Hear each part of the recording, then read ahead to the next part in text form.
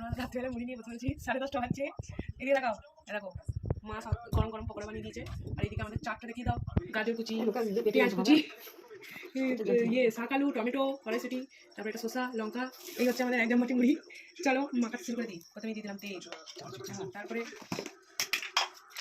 চানাচুর দিয়ে দিলাম, কিশমিশ করেছে, এটা আমার ফেভারিট। আবার শসা,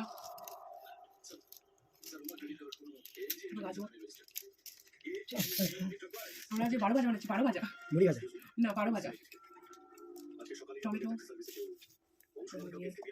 শাক আলু, পেঁয়াজ, মুড়ি ঢাকা পড়ে গেছে আমাদের চাটনি।